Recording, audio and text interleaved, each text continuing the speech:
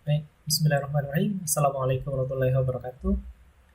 Pada video kali ini, saya akan melanjutkan pembahasan tentang pajak pertambahan nilai.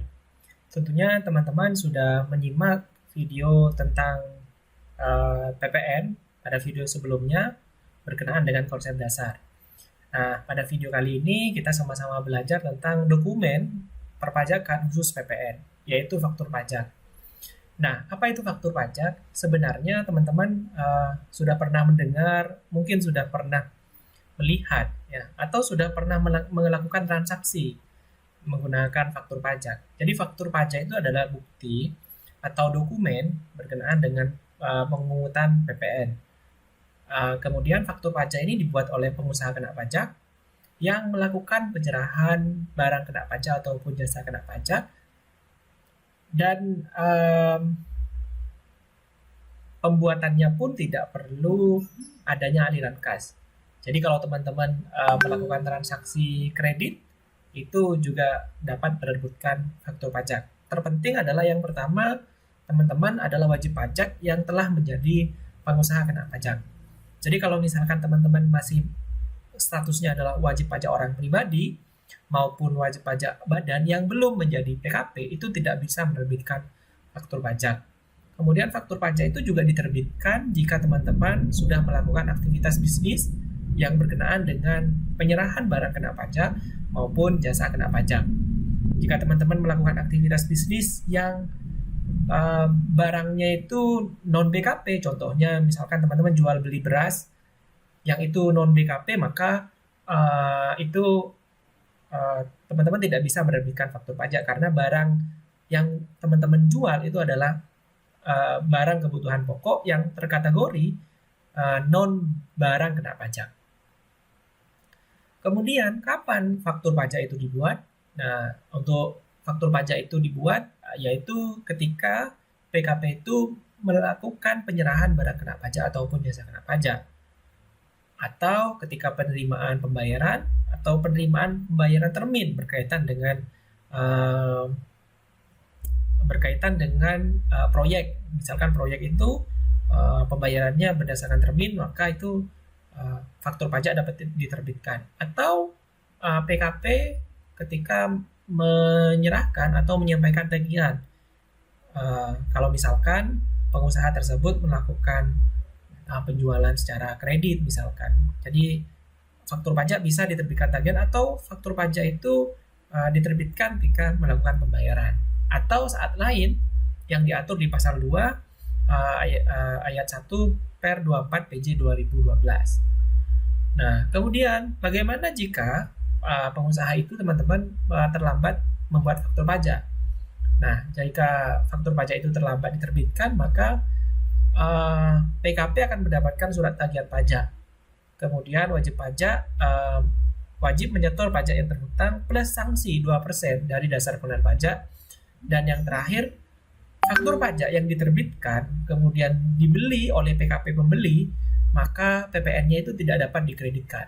Nah, sayang ya teman-teman ya, kalau misalkan PKP-nya terlambat menerbitkan faktur pajak. Kenapa? Pembelinya ya yang menerima faktur pajak itu tidak dapat mengkreditkan faktur pajak tersebut, sehingga yang dirugikan adalah PKP pembeli.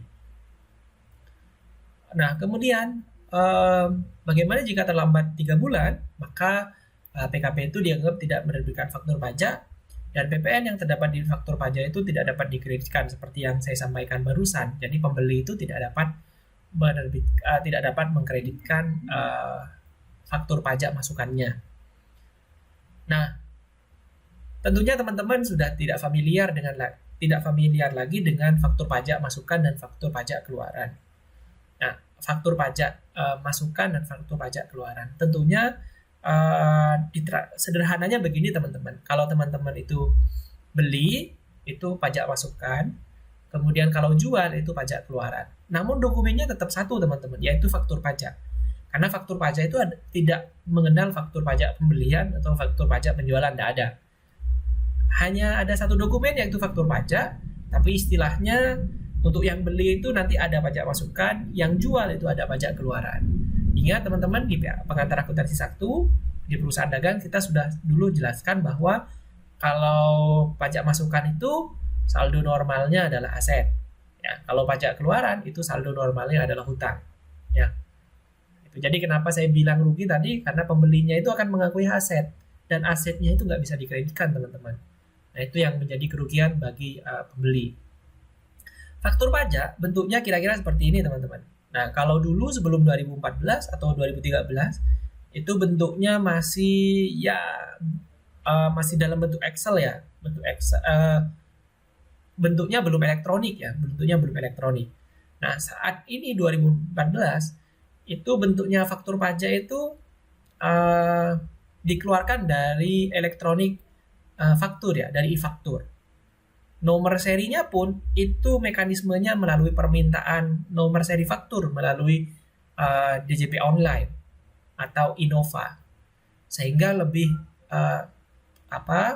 pemantauan kemudian pengamatan oleh DJP itu lebih tertib ya atas penggunaan nomor seri dan atas penerbitan faktur pajak. Dulu sebelum adanya faktur pajak yang terbit melalui elektronik faktur, itu banyak pemalsuan faktur pajak, namun sekarang itu dapat diminimalisir. Nah, ini adalah bentuknya, itu ada kode nomor seri. Nah, nomor seri ini teman-teman, PKP penerbit atau PKP penjual itu dapat meminta nomor seri itu ke kantor pajak ya, melalui Innova. Ya, Innova itu setiap PKP pasti punya, teman-teman. Kemudian ada PKP-nya. Ini adalah PKP penjual, ini PKP pembeli, kemudian ada deskripsi barang ya teman-teman atau jasa kena pajak dan nilainya, harga jualnya ya. Harga jualnya itu harga jual dikurangi potongan harga kalau ada, dikurangi uang muka dan jadi dasar pengenaan pajak. Sehingga dasar pengenaan pajak ini merupakan dasar untuk menghitung PPN yang dikenakan atas transaksi itu. Nah, setiap PKP ini ada tambahan teman-teman di 2014, setiap PKP harus membuat e-faktur sesuai dengan keputusan Direktorat Jenderal Pajak nomor 136 PJ 2014 tentang penetapan pengusaha kena pajak yang diwajibkan membuat faktur pajak berbentuk elektronik. Jadi teman-teman, sejak 2014 itu semuanya sudah serba elektronik ya, sudah serba elektronik. Dan nomor seri itu penting ya. Jadi kalau nomor seri itu salah, itu tidak bisa dilaporkan teman-teman. Jadi sudah terintegrasi ya antara pelaporannya wajib pajak dengan sistem yang ada di Direktorat Jenderal Pajak. Apalagi ini sudah ada QR code-nya teman-teman. Jadi sudah sahih dan sulit untuk dimanipulasi faktur pajak saat ini. Kemudian ini adalah kode seri faktur pajak. Jadi ada kode transaksi, kemudian statusnya dan nomor seri. Ini teman-teman nanti bisa cek di lampiran 3 per 24 PJ 2012. Kemudian jenis-jenis faktur pajak.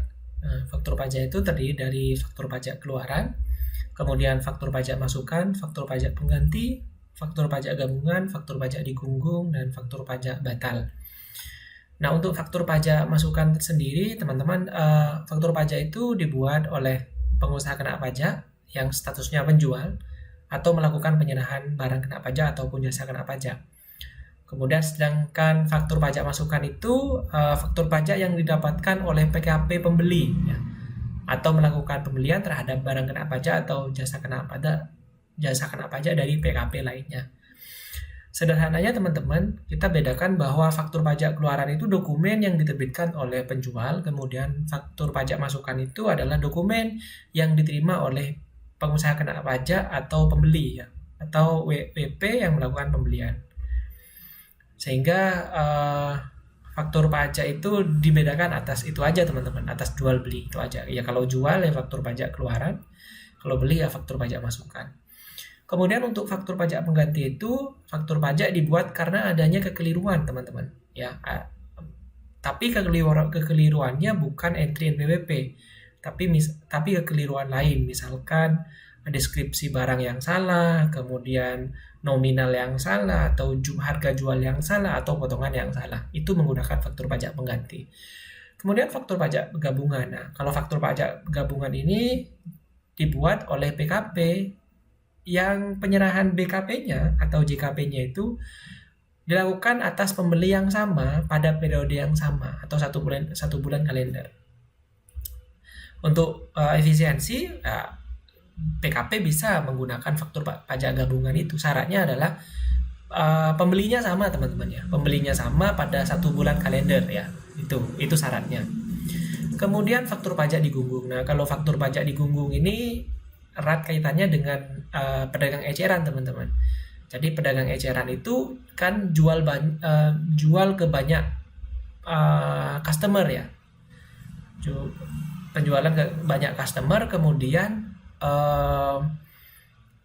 untuk meminimalisir atau mengefisiensikan aktivitas penjualan itu, negara itu memberlakukan faktur pajak digunggung. Artinya tidak perlu mengisi identitas pembeli, nama, dan tanda tangan penjualnya.